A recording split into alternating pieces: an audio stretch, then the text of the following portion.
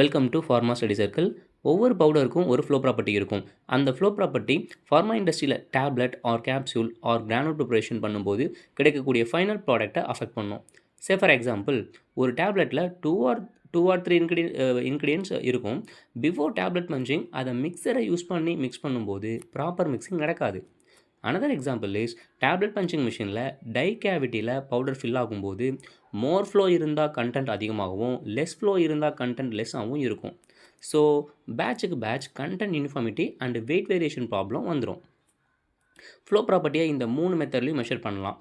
Angle of repose, dispersibility index, காஸ்ட் consolidation index. நாம் angle of repose பற்றி தான் பார்க்க போகிறோம். The maximum angle possible between the surface of a pile of the powder and the horizontal plane. அதாவது நான் டயக்ராமில் சொல்லியிருக்க மாதிரி அந்த சர்ஃபேஸுக்கும் ஹரிசாண்டல் பிளேனுக்கும் இன்பிட்வீன் உள்ள ஆங்கிள் தான் மெஷர் பண்ணுறோம். இந்த tan theta equal to h/r அப்படின்ற ஃபார்முலாவில் நம்ம சப்ஸ்டியூட் பண்ணி நம்மளால் கால்குலேட் பண்ண முடியும். ஆங்கிள் ஆஃப் ரிப்போஸை என்றைக்குமே டிகிரியில் தான் மென்ஷன் பண்ணுவோம். நான் இதை தான் எக்ஸாம் பாயிண்ட் ஆஃப் வியூவில் ரொம்ப இம்பார்ட்டன்ட் MCQ. என்ன கொஷின் கேட்பாங்க அப்படின்னா, ஒரு குறிப்பிட்ட ஆங்கிள் ஆஃப் ரிப்போஸ் டிகிரி ரேஞ்சை கொடுத்துட்டு என்ன ஃப்ளோன்னு கேட்பாங்க. ஃபார் எக்ஸாம்பிள் 25 to 30 எக்ஸலண்ட்டாக, குட்டாக, ஃபேராக, பாசிபிளா இப்படின்னு கேட்பாங்க. இதை நம்ம ஈஸியாக ஞாபகம் வச்சுக்கலாம்.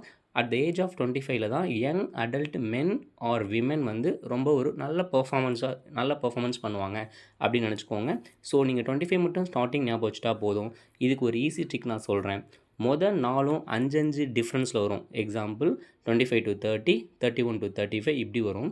5ஆவதும் 6ஆவது மட்டும் டிஃப்ரென்ஸ் 10 இருக்கும். 46 to 55, 55 to 65. ஓகே, என்ன ட்ரிக்ஸ் அப்படின்னா, ஏன் கேர்ள் ஃப்ரெண்ட் பாசத்தை பொழிவா, வெறித்தனமாக பொழிவா, வெறித்தனமாக பொழிவா, அந்த ஒவ்வொரு லெட்டர்லேயும் உள்ள ஒவ்வொரு வேர்ட்ஸ்லேயும் உள்ள ஃபஸ்ட் லெட்டரை மட்டும் நான் வச்சுருக்கேன்.